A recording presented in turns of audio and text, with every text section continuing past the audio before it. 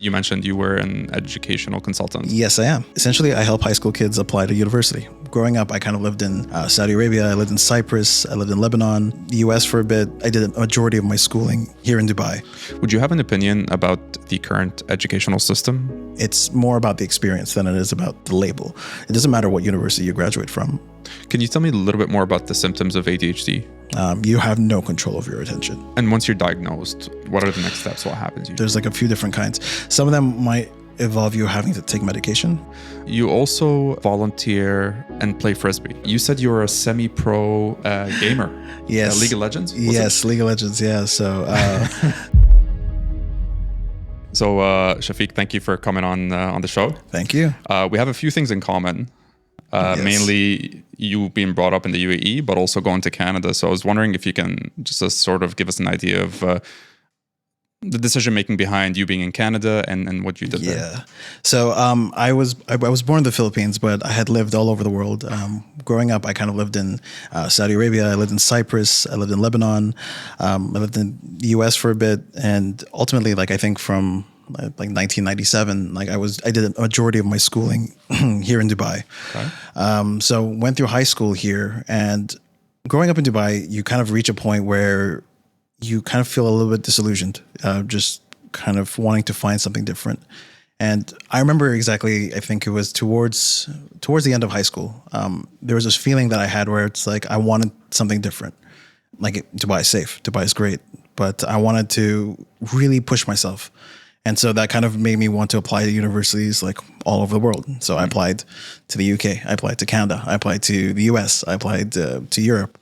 And I got into some really good offers. And then it was just deciding where to go. I ultimately decided to go to Canada. I went to University of British Columbia in Vancouver because, like, for two reasons. One, they offered me a scholarship. But the second reason was because it was literally the other side of the world.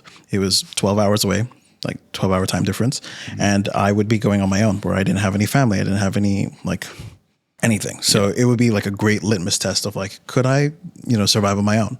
And so, yeah, when I went there, and it was a very, very interesting shift.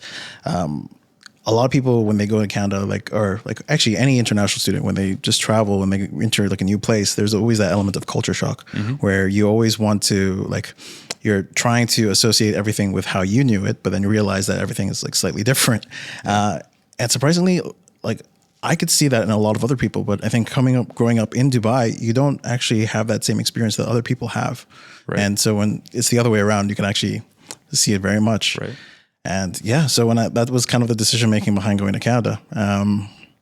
Okay. Yeah. So to backtrack a little bit, you said you traveled a lot, or you lived in many different places. Yes. Was this by design? Or yeah, it was. Yeah, my dad's work, he actually it was always letting us move. So it was always going to be like parts. Like, it was 6 months of the year in one country, then 6 months of the year in another country. Okay. So it was a lot of traveling, which as a young age, it was actually really nice. So that kind of made me also give me like a little bit of a bug where I wanted to travel and kind of see everything again. Okay. Did it make it easier for you to make that decision to go to Canada then? Oh, yeah. Since you've done it before? Yeah, I would say, yeah, it would have. It does. It makes it easier to be okay with yourself traveling. Okay. Kind of knowing that at least, like, there was always going to be a flight home. There was always going to be that element of, connectivity. Like, you're not, like, even though the world's a big place, you always know that you can kind of get anywhere within 24 hours in a plane. Which is wild. Yeah. Yeah. And it's, we've become more global with each passing year. And I feel like it's just become easier and easier to travel. Very much, so the decision making around getting a new experience and living abroad somewhere is much easier for, at least it was for our generation, the coming generation as well. I think it's going to be so instant. It's going to be crazy. Yeah. How did you come up with a decision to pursue, I think it was sociology and law? Yes. Was this like you spoke to your dad and your dad was like, you got to do this? Or No. I think growing up, my parents were always wanting to be like, oh, you should become like an engineer, or you should become like a doctor. I was not good at sciences. Like, I was good, but not like, I didn't want to make a career out of it. I kind of we kind of met the middle ground. I decided I wanted to go study psychology. Okay. And that was my full intention, was actually just to like major in psychology, become like, a psychologist.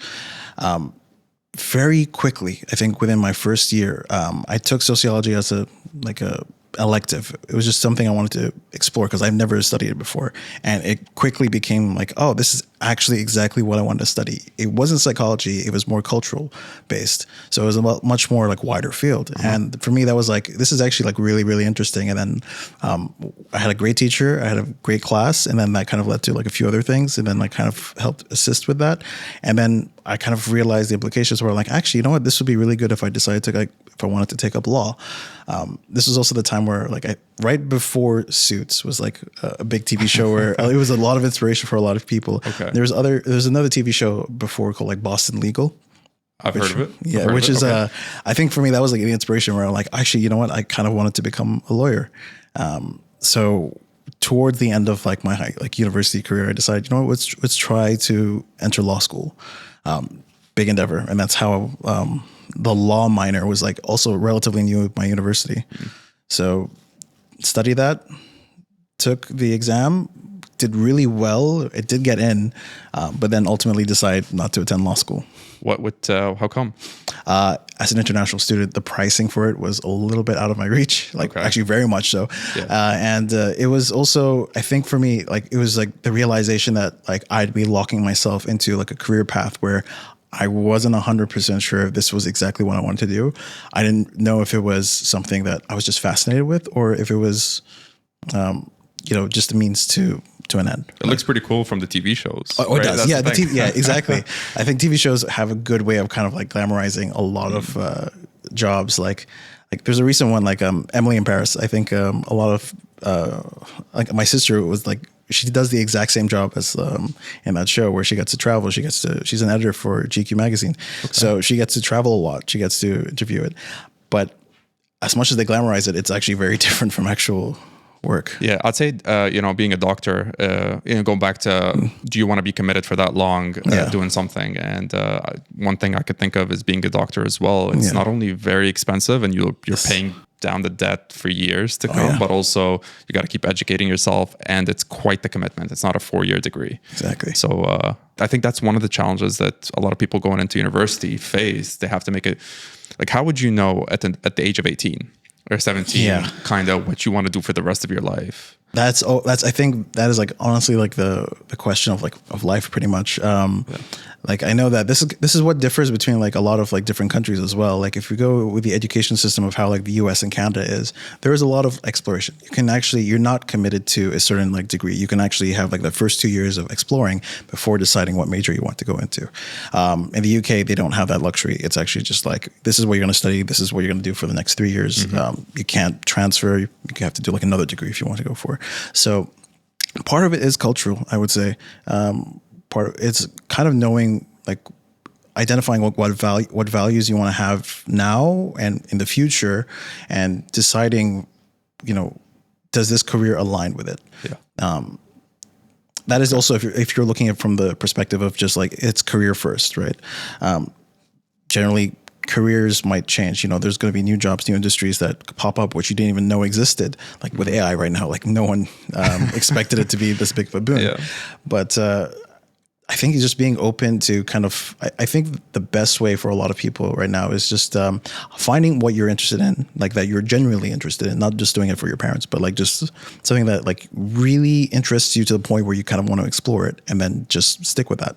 See what happens. And does that mean a couple of gap years maybe? Yeah. Sometimes gap years is actually like the answer for a lot of people. They don't realize it, but that's actually what they need. It's the hardest part, I would say, that I see in a lot of students is that if they go to university without like a clear goal in mind and kind of flounder a bit where they're like not 100% sure. And then if they don't enjoy that experience, like at the formative years of their growing up, then it becomes like a very difficult for them to kind of recuperate and kind of figure it out down the line. Okay. And that's going to be actually a really good segue to what you do. Yes. You mentioned you were an educational consultant. Yes, I am. Can you tell us a little bit more about that? So essentially I help high school kids apply to university. Like that's pretty much the gist of it. But I help them kind of figure out like the most difficult like admission processes, like how difficult it is to apply to the UK versus like the US versus Canada. Very, very different systems. What they kind of should expect from university, like when they're getting there. If there's interviews, kind of helping the preparation for interviews. If they're like unsure of like what they want to study, like this, I kind of like help them figure out like what are they interested in. And then for some of them, it's like specialized. Like if they want to go into medicine, for example, I'm able to kind of give them the gist of like how to go for it, how to go into becoming a lawyer. Yeah. And I just kind of help them map out what the next like decade of their life is going to look like. So that way, either they're really excited about it or they're like, they have an idea of like where it's going to pivot. So it's almost like it starts with an information providing session where let's talk about why you want to do this or what do you want to do, and then you give them the options afterwards. It's like mostly that. It's mostly just like figuring out like what they're doing right now, what they're interested in, and then kind of like guiding them from there. Okay. Yeah. How much coordination do you have with the universities themselves? Are there partnerships involved? I know that there are companies that do have partnerships with them. For me, it's like mostly we have like professional partnerships with like the liaisons, like for Middle East outreach, like student recruitment teams. Okay. But it's mostly just to kind of like make sure that like, you know, there are students who are interested in like that university that are applying to it. It's nothing like we don't get any commission based. It's completely like merit based on students. Okay. So we just make sure that like if students, like some students, like when they're applying to the US, in the US, there's like more than 1,300 universities. Which of the 1,300 universities do they want to apply? Right. You help them narrow it down. Yeah. A lot of people say like the Ivy Leagues, like we want to go Harvard, we want to go to Yale, we want to go, you know, like New York University, but then they don't realize that every single one of them is a very different personality. They have a very different culture. They have a very different outlook. They have a very different kind of person. So it's just helping them kind of figure out what is a good fit for them. And how do you educate yourself about the different processes? Lots of studying, lots of communication, lots of discussions, I would say. I always try to, I'm always like in the news, like looking up like what's happening right now in the US in terms of immigration. I have to like make sure that like I can see how this is going to change for future students. Oh, interesting. Yeah, that's like one case for it. And then in cases like with Canada, like now with like the Air Canada strike, I have to kind of figure out like for students who are thinking about going there right now, who are planning on studying starting next month, what the ways are around that. So it's always, I would say most of it is keeping up with current events, but part of it is also just kind of figuring out the international trajectory of the different changes. Because I do work with a lot of students here in Dubai who, you know, eventually don't want to like stay there forever, but some do. But they also want to like migrate into another place. Like we want to do a master's in the UK. We want to go to Singapore for work. How does that translate? Especially with like specialist degrees, like with law, with medicine. That's a very long endeavor and a very different change. Right. Yeah. Okay. I'm just realizing that probably most of the people you deal with and are mainly international students. Well, very much. I would say, I would say about 95% of them are international students. Would you have an opinion about the current educational system, the pros and cons of it? You know, I see symptoms of it evolving, and I still see the traditional educational system and institutions that still exist, like the big label names, the Ivy Leagues, right? And so I wonder what you think about how it is right now. So there is a lot of success, I would say, in terms of traditional education. It is a way of kind of tried and true for a lot of people that it works for them. It's a very clear, you know, get A to Z, like they know exactly what it is. But there is a certain like factor of students that isn't really the case. Like it's good if you know exactly what you want to study, right? But a lot of people don't know exactly what they want to study. It gives them then it becomes a little bit harder where they have to kind of find things on their own.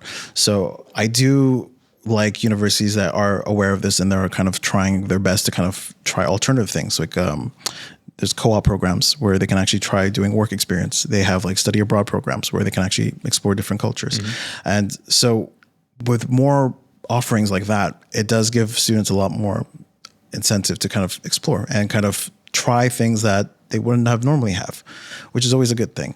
So when it comes to like education as a whole, then I wouldn't say like since there is a lot of emphasis on like the label names, you kind of take away the factor that, you know, it's more about the experience than it is about the the label.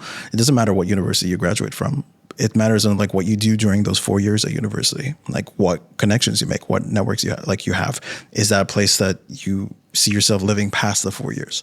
So it's changing, I would say. And it's a good thing that it's changing, because the more global we are and the more the world is kind of evolving, we're realizing that it's like not necessarily just the old, our generation, like is a very different experience than what it is going to be for the next generation. Well, the job market is requiring that nowadays as well. Yeah, I would say it is like job market is like kind of slowly adapting. There is before it used to be like a bachelor's degree was kind of like expected, and now I know like for some positions like a master's degree, and I know for like teaching positions, especially here in Dubai, like PhD is preferred. So like even for teaching, yeah, we're talking like high school. No, not high school, like university level. Like it need the experience that you need always is jumping quite a lot. So I do understand the need for like education traditionally, but I do want them to be more alternatives, which slowly is happening, but not at the pace that we need. Not fast enough. Yeah.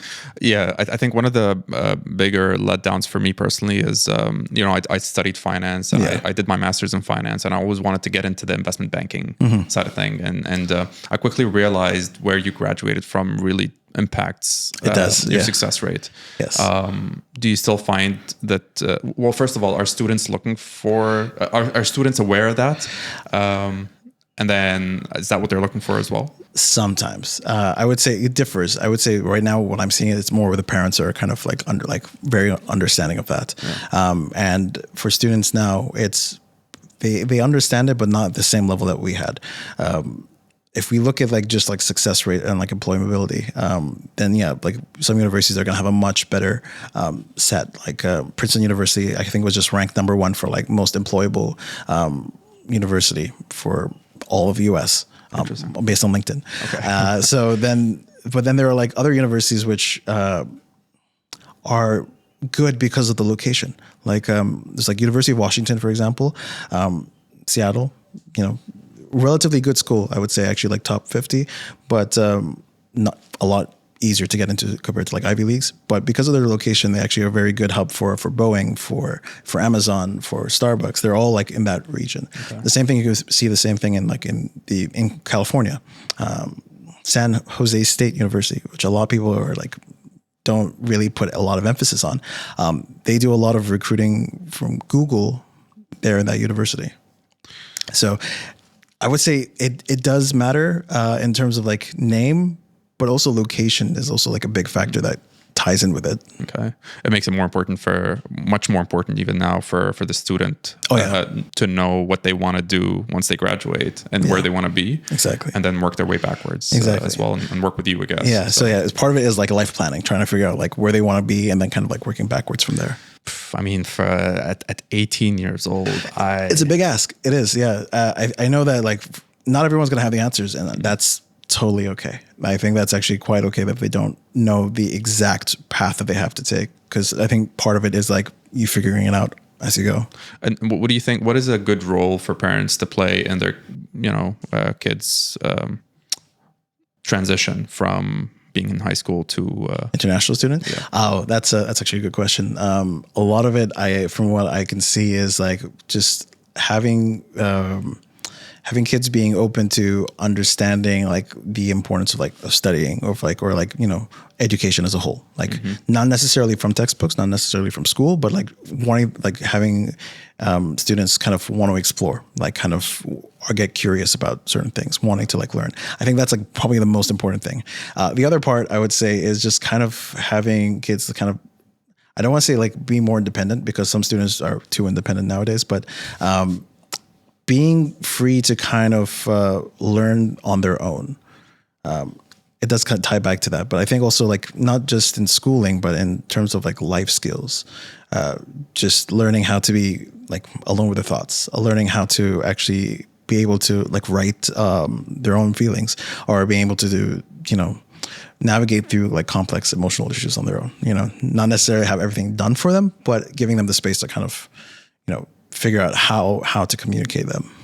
And I think it just gets more difficult now that almost everywhere in the world, life is easier. It's getting there, yeah. And all this stuff comes with challenge, right? I think if a kid is challenged in a certain way, they'll be forced to think certain thoughts and journal, write them down, or problem solve, right? And I think life's become much easier. At least for my generation, I could see it compared to the previous generation, but also like the new generation as well. Yes. Yeah. So that doesn't help. Yeah, it doesn't help. I remember like when I graduated high school, I didn't realize how sheltered I was until I was at university. I knew how to like make the most basic of dishes, but like learning to cook and actually like doing laundry like effectively was like some things that like I had to learn on YouTube, which I was actually grateful for. Like I actually had to like learn that on my own. But I know there's some kids now, because of how easy it is, that they don't even know how to do those things. It took me 3 years of shrinking all my clothes before I was like, okay, I need to figure this out when I was in Canada. Right temperature, the right. Yeah. I'm like, okay, what's this material here? Yeah. What is it good for? And it's definitely a learning experience. And to go back to, you leaving Dubai and having to live on your own. I think previously you've left and had to live with family still. So that was somewhat of an experience of change, but probably not the same one as just not fully on your own. Yeah. No autopilot, no nothing. Exactly. So, okay. How did you find yourself in being an educational consultant? So when I was applying for university, it actually started all the way back then where I like, it was a much simpler process back then of like applying to universities. Like still had to write essays, like still had to like figure out like different deadlines, different requirements that different countries needed. And I had other friends who were also applying like to similar like countries, but not at the range I was. And so it was just like, helping figure out like, oh, you should probably do this before this deadline, or you should do this, that. So that kind of started from there. And once I got accepted, and then I went, I helped my sister apply to university. So she was also in a similar boat where she didn't know what she wanted to study. She ended up she wanted to study like fashion design. So that's like a very different like field. Yeah. So we ended up going and like helping her. She ended up applying to San Francisco to the Academy of Arts for fashion design and marketing. So very different like way of doing it. And that was like a really interesting thing. So then it was like helping her friends and then like their friends. And then my younger brother also was like very similar, wanted to apply for music. So I had to like learn that. Helped him apply. He got into the UK, he got into the Philippines as well. So he actually got like really, really good. But then it was just helping their friends and their friends. And since then it was, I wouldn't say it was a part-time thing. I was just doing it more like all their friends asked for help. Like I could probably do this. Like at this point I had come back to Dubai and I was working at McDonald's corporate. So I was working at McDonald's corporate for 7 years, and I was still like doing this as more like helping out other, friends of friends. Okay. And it was only during COVID where like after COVID, after everyone like my whole department got axed, and I had to like figure out something new. And it was actually grateful. I was actually quite grateful for that, because then I was kind of forced to like figure out what I wanted to do. So I was like, okay, while I'm doing this, I could probably do tutoring. And then the place that I was doing tutoring at as a part-time coach, they had an opening where they're actually like, they needed help for this exact job. And I'm like, this is actually quite easy. Doing this pro bono. Yeah. I've been doing this for free.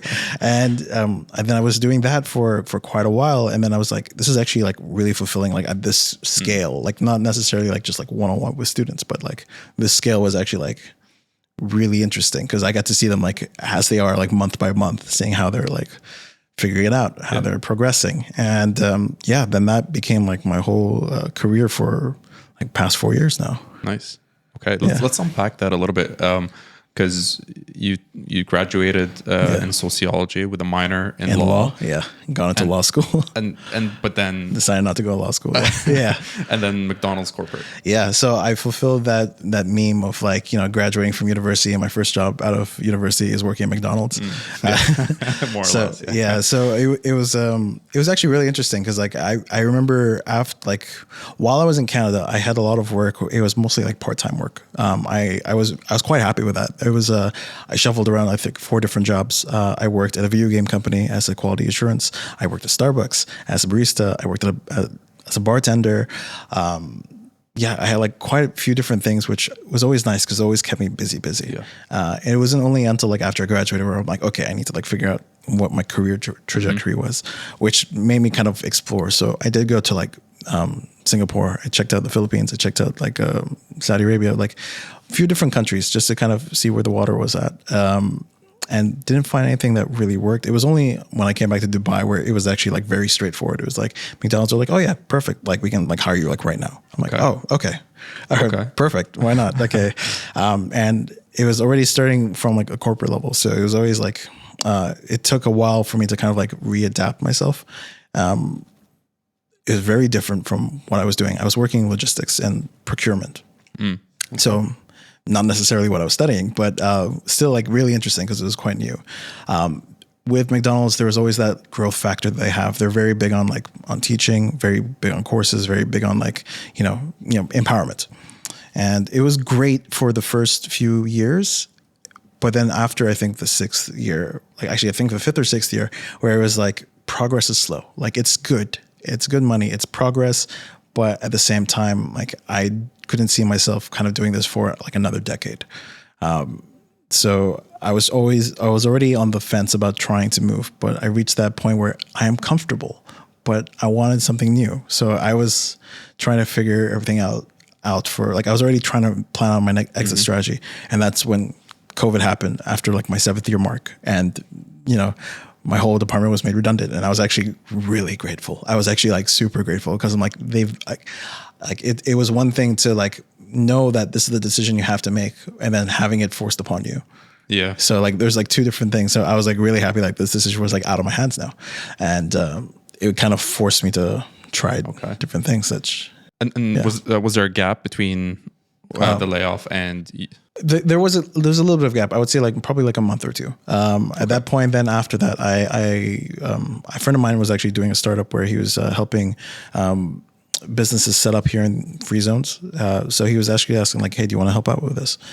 So I did help him with that while I was actually doing the tutoring. Okay. So that was about I think another year or so. So it's very much like what Virtue Zone does, like kind of helping businesses set up. So got to learn a lot from that angle of like how international companies come to Dubai to kind of set up companies.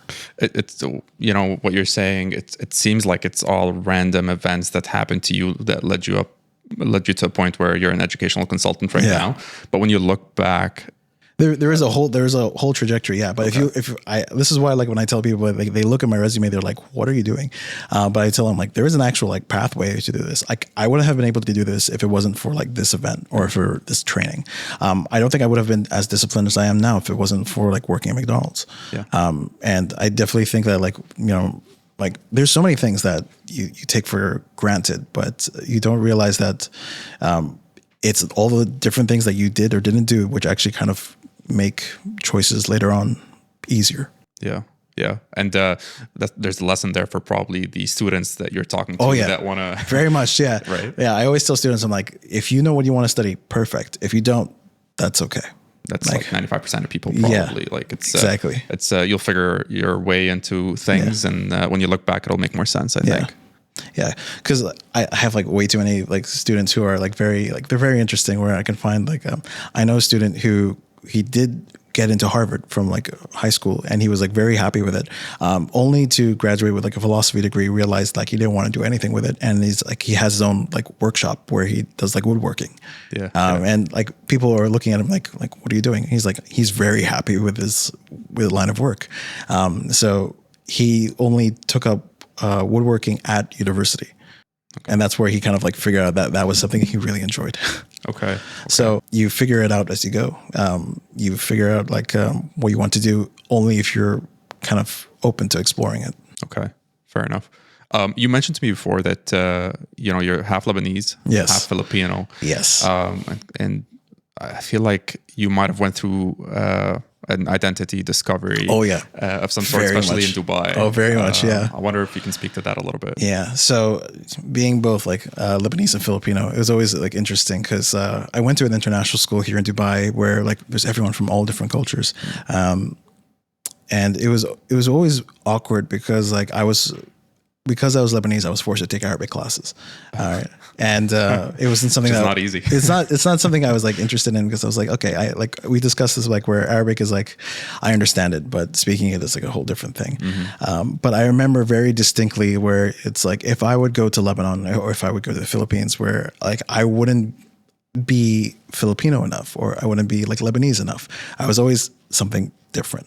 And it wasn't actually like that kind of stuck with me like throughout my whole life. And it was a very interesting dynamic where I had to like figure out like when we celebrated International Day, like what would I be representing? And I actually didn't really figure that out until I went to Canada, where I was like, it actually didn't matter where I was. It mattered like who you perceive yourself to be. And so like I didn't consider myself Canadian, but I definitely consider myself like I am just like a very unique breed of kids. Yeah. It is challenging because a sense of community is important for mental health, for progress. And if you struggle as a kid finding it, and you have to work your way around it as an adult, it takes longer even to figure out. And I wonder if that impacted you from a mental health perspective, from being able to make friends. I would say that definitely did. Very, very much so. I think more so in university than in high school. Again, in high school, you have like your core group of friends where it's like you all know each other because of class. You're kind of like forced proximity to one another. But once you get into like university level where you don't have that, same level of connection with the students, like you're not going to be in the same class. You do have to make a lot more effort in doing it. And that's where like I was very grateful like for all the like work I did, part-time work, and all the different volunteering groups I did, because I was actually kind of putting myself in positions where I had to like make communities or like kind of be a part of communities. And from there, that's where I kind of got comfortable with like, exploring different things with people, and then kind of like learning about myself through that. And that's where I kind of like, from there, all that volunteering that I have, I still volunteer now, like with like many different groups in the UAE because of that, because those are like the communities I've decided that I've made. So like we might not be like the same like race or anything else, but we do have shared experiences. Right. Yeah. And I was talking actually with my brother yesterday about this, and I said, as kids, it's by design, we're able to make friends easily because we go to school, everybody there is just looking to play. And you graduate, go to university, there's some element of it there, but still like not as much as high school.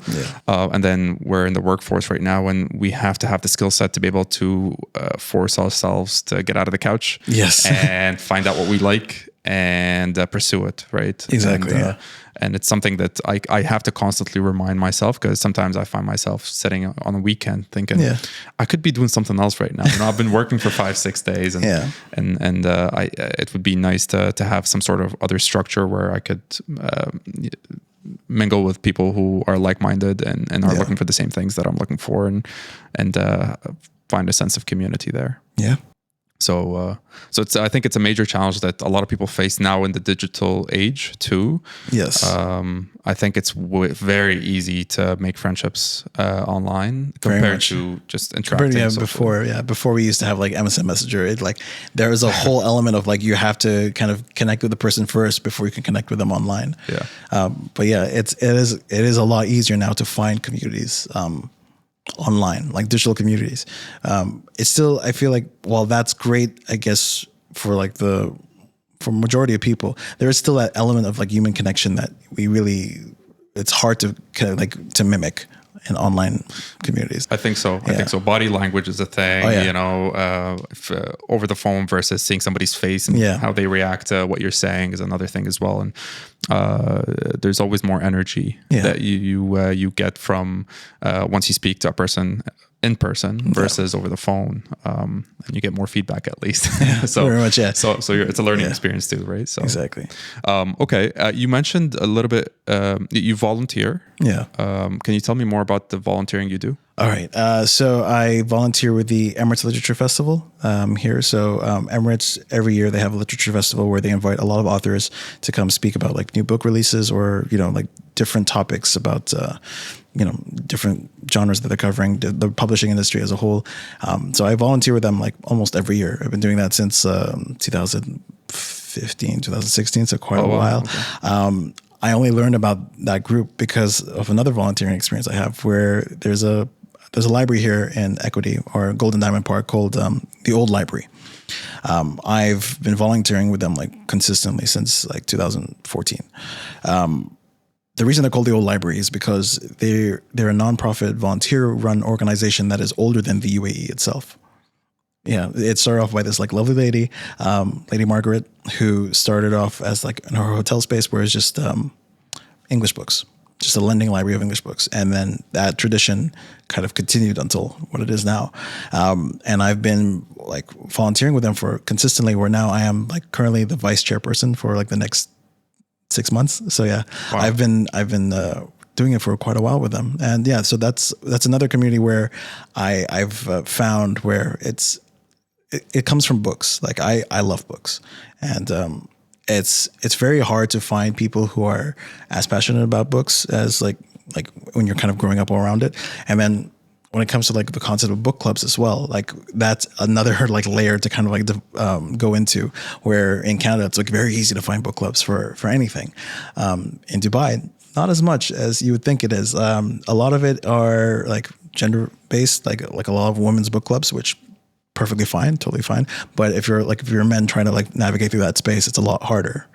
Maybe you can tell me a little bit more about that. Like because I don't know. I've heard of book clubs, but I'm just not sure how it works. And so I think book clubs as a whole kind of like they all relatively do the same thing, where it's like we're all going to be reading this book, and we're going to be meeting and we're going to kind of discuss this book. So a lot of people do that through the form of like physical meetups or like through Zoom. But physically here, there isn't very, very big communities. Like there are communities that do have a lot of book clubs, but a lot of them you're going to find there are very like women focused, like which is good. It's a safe space for them, but also like if you're a man like trying to like navigate that space, it's going to probably read different books to a certain extent. Exactly. Have different interests as well. But there isn't really like that physical like space that like where men can navigate. So I've having that library was actually like very good for me, where I'm able to discuss like not necessarily have a book club, but have that space to kind of discuss books with like-minded people. What did reading do for you? Ooh. Or what does it do for you? So I've been reading like I think heavily consistently since high school. I feel like there's a lot of lessons like people can learn from books, like not necessarily like nonfiction books or like business books, but actually like fiction as well. There's a lot of traits that you can kind of learn about people. You can actually discover a lot about other people's journeys or other people's stories. And I think for me, just like kind of growing up reading a lot, I think that's kind of influenced like a lot of like who I am right now. Yeah. I read so much about like, people navigating like through like hardships, which makes it like easier for me to kind of like, navigate through that. There was a study that, I can't remember exactly when this was. This was about like 2009, 2010, where a lot of people who read Harry Potter books growing up, actually they found out that if they read Harry Potter as a kid, they're actually prone to be like less prejudice against other people. I wonder where the link is. Because of muggles and wizards in Harry Potter books. Okay. Like because of the way that it's portrayed in the books, like how from the wizarding world, muggles are seen as the outsider. All right. And so for that element alone, from that translates into like learning for kids. They actually understand like, oh, there's that element of like others which aren't wrong. It's just, it's there. So they grow up to be more accepting. Yes. Interesting. Yeah. Yeah.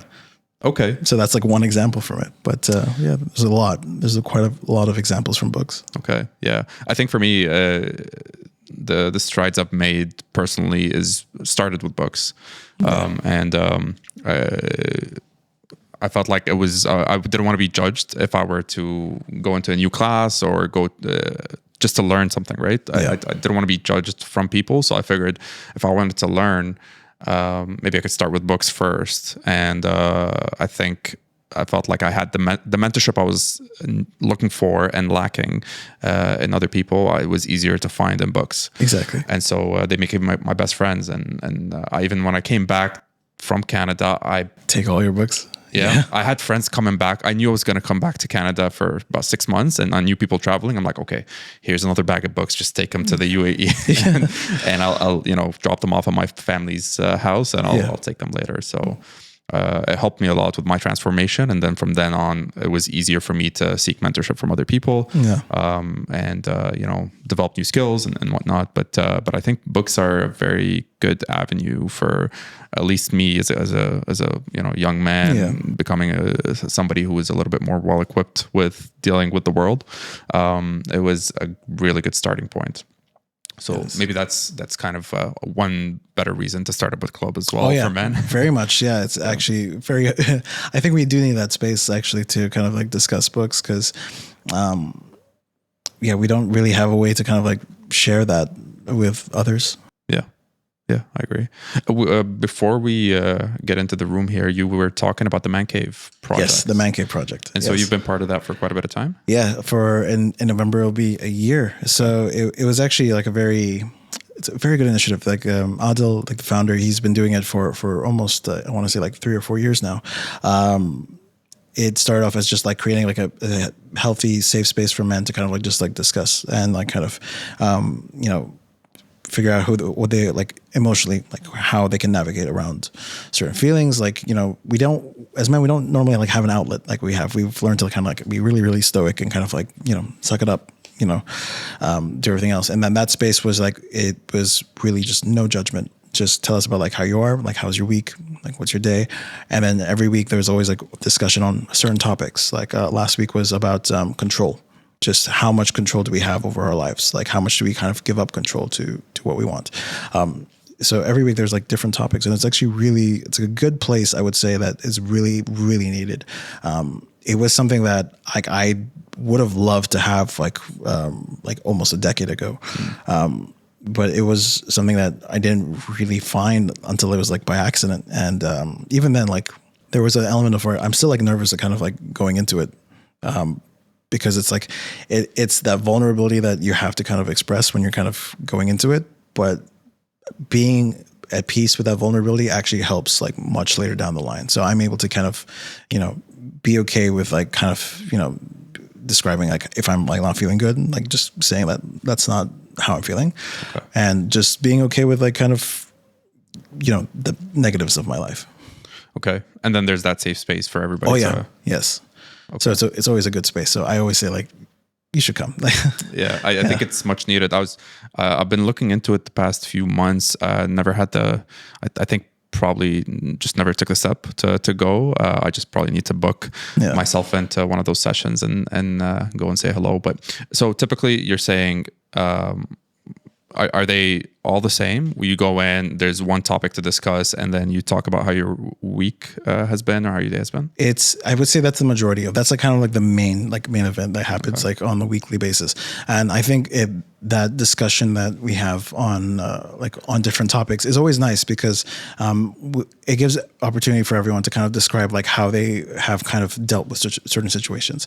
And I think part of it is like from reading from books where you actually learn like from other people's experiences, because there are people who haven't gone through certain things. Like some people haven't gone through grief, but some have, and they understand like, they're able to kind of explain like what made it different for them. So I think there's a lot of value in just learning more about how people navigate through things. And then it is kind of like the mentorship that, you didn't expect that you needed. Okay. So there is that. So while that's like the main like weekly event, there are certain like events throughout the month that we can always attend to. Most of them are like social events, but also like fitness events. Just something different for like everyone, where you're not required to go do any of those things, but there are avenues for you to kind of connect with other people as well. Like, another community building aspect of it. I'd love to go. Yeah. Maybe I can text you and you let me know when you're going next. We can go together. Okay. And then you also volunteer and play Frisbee. Yeah. I play Ultimate Frisbee. Okay. You've been doing that for a while? Not as long as like a lot of people expect. I started off in like 2018, like right before COVID. I discovered it by accident, actually. I reconnected with like a high school friend of mine here. And then we found out that we're both going to be in the Philippines at the same time. He was going for an Ultimate Frisbee tournament. I was there just visiting like family and friends. And I had this weekend free where he's like, hey, do you want to come join us? And I had no idea what this was. So I was like, yeah, okay, why not? It would be really, really fun. So he had gone with like a few team, like a team from UAE, a few team members, and it was probably the most fun I've ever had, like an entire like weekend. It's a sport that isn't like, it's non-contact. It's like very, very friendly. It's very focused on like the spirit of the game, which means like it's like just completely like really like, it's just really nice. I don't know how to say it. It's very Canadian. It's very it's very Canadian. Yeah. It was really nice and very helpful, and it was actually like a lot of fun. Like you're throwing a disc around, but at the same time, it's more community, like very community focused. Yeah. And so I was like really, I fell in love with it, and then I kind of started doing it like once a week here in Dubai, then like 3 times a week, then almost like 5 times a week. So I had done that like quite a lot. I actually got to participate in like a lot of international tournaments. Like I got to represent the UAE, and when we went to Thailand for a tournament, I got to go play in the Philippines. We got to Hong Kong. We got to play in Jordan. Yeah, it was actually quite a lot. Oh, it got that serious, I guess. Yeah, actually, I ended up volunteering to the point where I became like president of the Ultimate Frisbee Federation for UAE for like 1 year. This is like right after COVID. Okay. And I enjoyed it very much because I was helping like kind of navigate about like helping with like the Middle East teams like figure out how to like navigate tournaments. And yeah, like now I'm not like as involved in like leadership with the Ultimate Frisbee, but I still play like I would say like once a week. And it's nice because it's varying levels of commitment. You would say like I'm not the same like athlete as I was before because like knee issues, but comes with age. Both knees. Yeah, exactly. Exactly. But at the same time, it's a fun way of still connecting with people and having a little bit of activity during the week. Good for you, man. Like it's for me, sometimes I find it hard to just go into something new and do it and commit to it and finding the time to do many different things all at once. I struggle with that because, and I think you might have mentioned it too. I don't think I've been diagnosed, but I think I have some sort of ADHD going on where I try to limit myself from, because I'm aware of it, I try to limit myself from going into something new because I want to make sure, I want to finish it, right? Like I want to make sure I can finish it, but I don't want to be distracted with something else. Yeah. So I find it sounds like you go into something new, but you like maintain and stay in it for a long period of time. Yeah. I think that is part of it. When I was only diagnosed with ADHD, I would say like, 2017-ish, like right before like the whole Frisbee thing. But I already had an inkling that I was like fully ADHD throughout high school. Because at least the way I kind of navigated hobbies, the way I kind of did a lot of things where I find interest in so many things and then kind of just deep dive into each one of it. And I was the same way where it was like, it's very hard for me to kind of want to start something new because I knew I would kind of go really heavily into it. And I think for me, it was part of it is like learning to kind of accept that I'm not going to be able to do everything. There was this thing that I can't remember exactly who told me this. Someone, like one of my friends, their kid is autistic and he's very good with math. He kind of, you could tell him a date like in the future and he would tell you exactly how many days and how many hours it would be to that date. Wow. All right. He did this thing where he asked me like, when's your birthday? All right. And I told him like when my birthday was. And he's like, oh, you have 20,018 days left till you're 90, which is... Yeah, exactly. It's a calculator in front of you. Human calculator there. Yeah. Yeah. It's like, oh, that's like when you, to have that number was like kind of like, ooh, that's punch to the gut.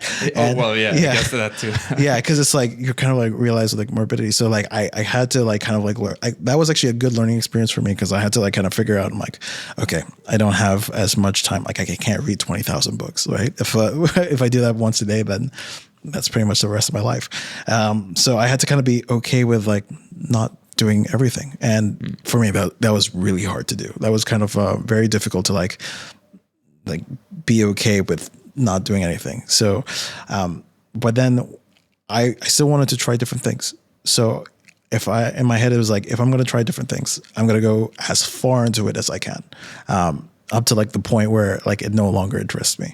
But because like in doing that way, I actually find that like I might not do everything later on down the line, but I will kind of have like a lesson that I've kind of taken away from it. Right. Like I would have had the experience that I wouldn't have had. Like if I didn't join like that Frisbee trip at all, I wouldn't have had like this community of like Frisbee people that I know. Yeah. So it's like part of it is kind of exploring everything, and then be okay with like probably not, becoming the best at everything. Can you tell me a little bit more about the symptoms of ADHD? How can one person reflect and go like, I think, I have those symptoms, and then I guess, moreover, how do you get diagnosed? What's the process? Oh yeah. Okay. So symptoms of ADHD. So there is varying I would say like difficulties with it. That's the difference between like ADD and like ADHD. Part of it is kind of attention focused. Like there's always going to be like something recurring in the back of your head. Like we'd be having this conversation, but in the back of my head, I can hear like the fridge from like the other room. And it's like, while that's not, my full attention, it's still there. Like I can't switch that off. Mm-hmm. So it does come across like with everything where you have like just hyper aware of everything. Like I can hear birds on the other side of like on the outside. And like, that's where like, it's not bothering me, but it's there. Like I can't switch that off. There are going to be times there when you get into like hyper focus mode where you can't, you don't realize where time is. Like you find yourself in reading a book and then not realize that like 16 hours have passed. So there are elements like with those things. So I think when it comes to ADHD, it's like mostly where your attention is going. You have no control of your attention. So you have to like figure out external ways of like navigating how you can kind of direct your attention to certain things. Would low impulse control be a symptom as well? Very much. Very, very much. It's very easy to go for like the easy thing. And I think part of it is also like searching for like that quick dopamine hit. And actually just like dopamine in general is like a big factor where we're always trying to find like, we're very prone to doom scrolling. We're very prone to like, having that little chocolate bar that's over there. Like it's all these like little things that kind of like add up. I think because it's always been in the back of my head where I struggle so much with focus, and the only times I've been able to focus is if I'm studying, I'm studying in front of a wall with nothing around me. My phone has to be outside the room, or else I know that I could check it every now and then, and I can't let go of the fact that my phone's there. However, I'm not going to look at it for the next 15 minutes. It's almost like I have to be, whatever I'm doing, I have to be completely isolated from a visual, hearing perspective, from everything else around me to be able to sit down and focus. And at work, for example, people walking around, people smiling, someone changes like the way, their posture, and I can't see. Yeah, the focus. Yeah, that's actually like a very, very big thing where it's like you have like a level of pattern recognition that is like much like very heightened. Yeah, and so like elements like that is probably like the best way to counteract it, where you can, find yourself in like situations where like you have nothing else to do except work. Even just the way like you can navigate desktops, like it's very, I think for anyone with ADHD, the clear tail, like the biggest telltale sign is like how many tabs you have open on your browser. More. Yeah, the more you have. Yeah. Yeah. It's not like like scientifically. There's other reasons for it, but like that's probably like one thing where it's like, okay, I'll come back to this information. And yeah. I wonder if I really need to go get checked now. Yeah, or it's actually not as difficult to get checked. I think if you just ask for like a psychiatrist to kind of like, psychiatrist or psychologist, one of the two.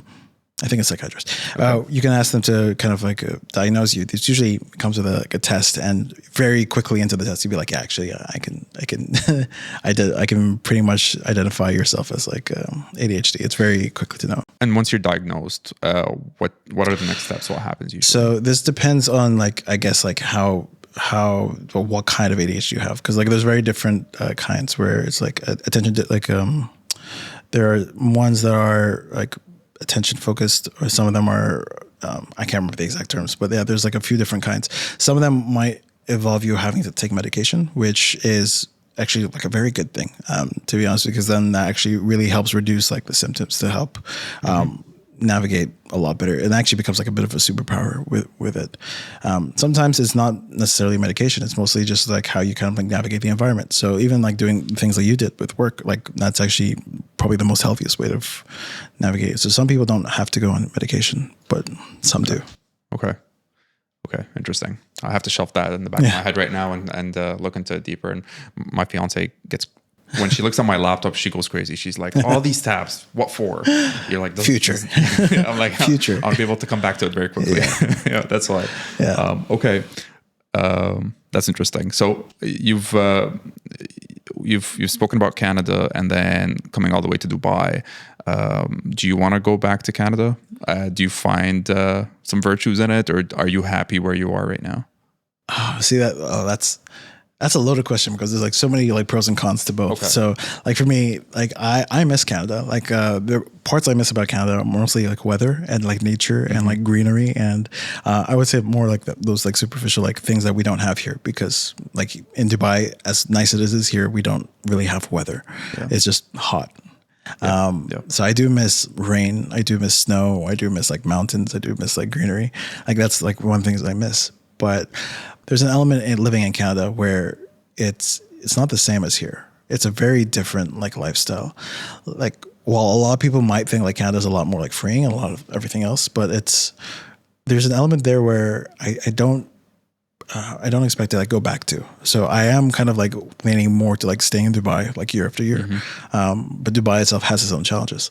Okay. And yeah, I would say because of that, I am wanting to stay here. I don't see myself going back to Canada to visit. Sure. Yes. But I think in the long term, like I had gone there mostly as a way to kind of like test myself and kind of like figure out who I was, which I did. And then after doing that, it was a matter of not sure if like I wanted to stay there for like the long haul. Like I found it very hard for me to like think about like my life like there. Like I feel like I would kind of revert back to like, you know, like working part-time jobs and kind of like not having like a clear path, because I would be doing it as an international student. But then even if staying there for the long haul, it's very difficult for me to think about that. Yeah. It got more difficult for me as the years went by to think about that too when I was in Canada. And I think when I first went there, it was better. Than where it's at right now. And exactly. I think we're talking about pros and cons. I think since I just got here, I still kind of know the system that currently exists over there. And, healthcare and education, while it's free in Canada, it's not anywhere close to what you have here. And so access to the healthcare and education that you have here, albeit expensive, pricey, but it's there. But it's not only there; it's really good. And I know people who have to wait a year to 2 years for an MRI, whereas I think I can get one tomorrow. Exactly. So if you are sick or if you need some attention of some sort, or if you're seeking some good education for your kids, I think it's more customizable here. It's more available as well. Yeah. There's one thing I wanted to also ask you about, and it really ties into like how sort of this randomness, like, you know, if you were to list the things you've done in your life, I'll go like, this is random, but talking to you right now, I can see some order in it. But you said you were a semi-pro gamer. Yes. League of Legends? Yes, League of Legends. Yeah. So, that was a very fun time. So it was, like while I was in university, so gaming has always been something that like, I think it's like a pastime I've had since like being in high school, all the way to like till now even. But yes, League of Legends, when it first came out, like around 2008, I discovered it, I think like the year after that, 2009, where it was fun. It was like interesting. It was like relatively new. And like, while it got to the point where I was like playing it competitively, like just like with friends and like with groups. And it reached a point where like this esports was like starting to become like a very, very big thing. And like my university was like one of like the first few Canadian universities that had like a growing like esports community. And so I was fortunate to be a part of that, and actually kind of started going to like international tournaments. And then, so I say myself as a semi-professional because I did get paid for it. I actually got like quite a lot of some money for it. So it was enough to like pay for like tuition for like, well, for a semester, but still like it was, which is pretty it was good. really, really good. So I had the fortune enough to like kind of attend tournaments, attend prizes, and because it was still like relatively new, it was like there was a lot of money involved in it. So yeah, it's not something I can, like, I didn't want to have a career in, because it's like it's a young man's game. Like it's actually like I don't have the reflex for it, and also like really. So like as you age, I guess. Oh yeah, you can tell. Like it's very easy for us like, to get like carpal tunnel syndrome, or the reflexes are kind of a little bit slower. And also, I think it's also the time commitment that it takes to do anything at a competitive level. It actually requires a lot of time, and as much as I would love to have all of that, I know I don't have that luxury anymore. Okay. Can you tie this to, are there any drawbacks to pursuing a career in gaming?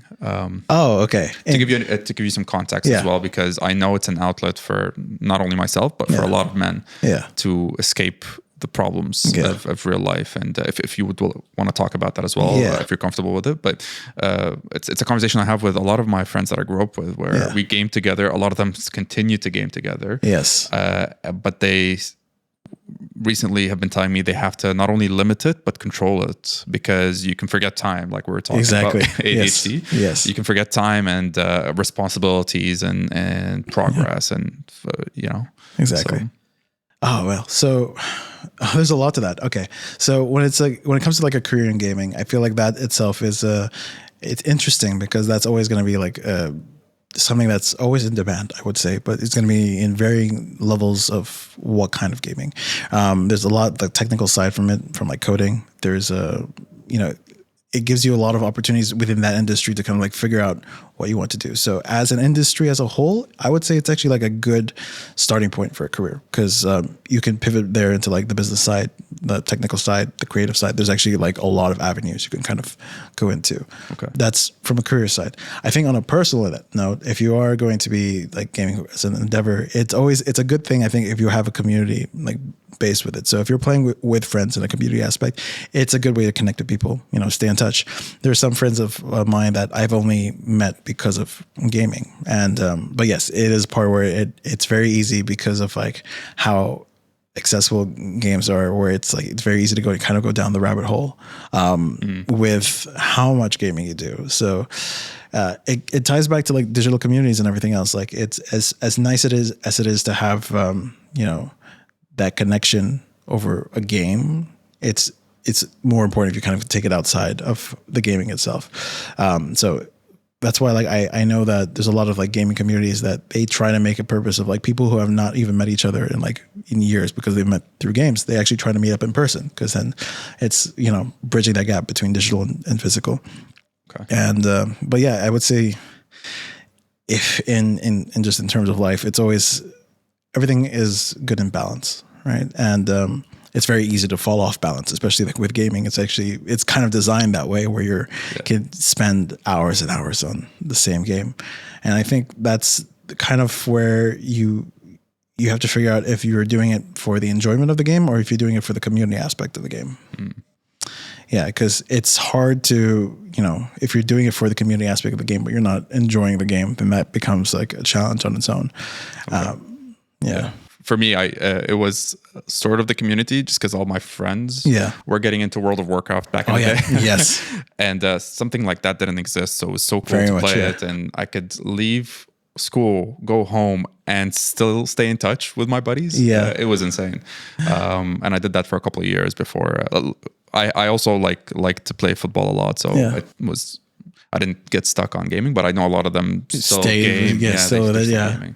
So, World of Warcraft is a trap of its own. Like it's actually it's a very interesting trap, because it's like, it's a whole life. It really is like a whole different life that you have. Exactly. It's like you're the superhero, but in a world that feels at that time as realistic as it gets when it comes to online gaming. So, okay. And then one last thing as well. I asked you what philosophies do you live by? And you're like, try everything. Oh yeah. Try the weird thing. Try the weird thing. So what comes to mind when you think of the weird thing and, your life over the past 10 to 20 years? I think the first thing that came to mind was like kangaroo meat. Kangaroo meat. Yeah. I don't know why that was like the first thing that came to mind, but it was like, I would say there's a lot, like you can kind of like, I feel like you kind of like enrich your life every time you try something new, right? Whether like experiences is probably the easiest like example for it, but I think also like food and like drinks are also kind of the way to kind of go with it. Like, for example, like try to think of like, when was the last time like you have like a friend visit from Canada who's never tried like Oman chips or like it's a culture shock for them, right? Yeah. But for them it's a very different thing, but they kind of are like Lebanon as well. That's like one different thing. So I always try to make a point, like wherever I'm kind of going, I try to like, if there is something new that I haven't done before that I kind of want to do, then I will try my best to kind of try it out at least once. It might not work for me, and that's totally okay. But if it does work for me, then that's going to be something interesting to kind of go forward. The reason I said kangaroo meat is because like I haven't been to Australia, but I remember seeing it, and I think it was where was it? I wanted to say it was like Malaysia or Indonesia or Thailand, I think, where they had it, and I was like, that's weird. That is weird. That's weird. And I'd be nervous to try it. As well. Actually, really good, surprisingly. Really? Yeah. Okay. Yeah, so it's a weird thing, but I was like, okay, I wanted to try like all these like different things. So food is like probably the easiest thing. So anytime like you go to a restaurant, it's very easy to kind of fall into the trap of being like, okay, let's go with what's safe. Yeah. What's this? But then I'll be like, I've never tried this before. Just try it. Yeah. you might have like a new favorite. It's funny. It's the little things that could keep you excited about life and exploring as well. And if you keep that in your head, I think it will make it easier for you to just walk that path that's probably scaring you a little bit, but you're like, it's weird. I'll try it. It'll be a story once I'm done. Exactly. Yeah. Yeah. I think we could do this for another hour. Yeah, pretty much. I feel like I haven't gone through a lot of the stuff that I wanted to ask you, but maybe that means that we have to sit down again sometime and, and chat a little bit more. But, but thank you for your time. I really appreciate it. I know someone out there would probably listen to this and see themselves in you and probably go like, okay, so Chafic went through this. He's done that. It's really cool. And hopefully my hope is that they benefit from it. So I appreciate your time. Thanks, man. And thank you for coming on the show. Thank you.